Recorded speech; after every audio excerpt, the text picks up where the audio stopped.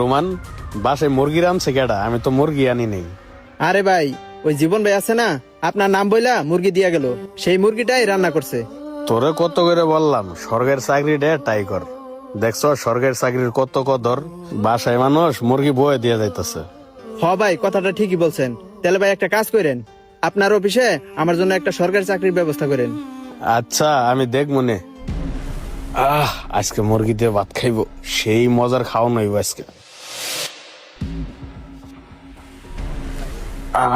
সেই মজার ছিল। ও কি গো জীবন ভাই, তুমি যে মুরগিটা পাঠাইছো, মুরগিটি তো ভাই একের। ভাই খেয়ে কি মজা পাইছেন? হ ভাই, সেই মজা।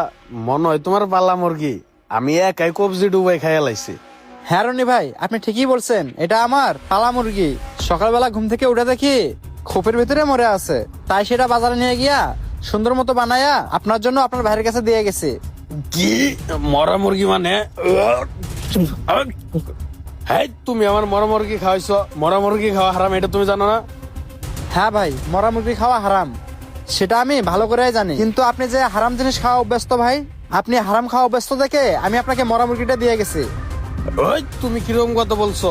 আমি আল্লাহ আকবার না দিয়ে মুরগি জবাইতে খাই না, আমি হালালটাই খাই।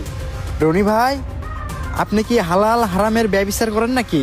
শোনেন রনি ভাই, আপনি যদি হালাল হারামের ব্যভিচারই করেন, তাহলে আপনি সুদ ঘোষ খান কেন? রনি ভাই, আপনি যদি এটা জেনেও নির্দ্বিধায় এগুলো খেতে পারেন, তাহলে তো রনি ভাই আপনার জন্য হারাম খাওয়াটাও হালাল। ভাই এখন আপনার মরা মুরগি খেতে সমস্যা কি? ধরুন মিয়া, তুমি কি ফালতু কথা বলতেছো? এই যে রনি ভাই, আপনার কি মনে নাই সেদিনের কথা? দেখো জীবন, তুমি আমার এলাকার ছোট ভাই, কিন্তু তোমার এই কাজটা 2 লাখ টাকা ছাড়া আমি করতে পারবো না। কি বলেন রনি ভাই, 2 লক্ষ টাকা লাগবে? আরে ছোট ভাই, তোমাকে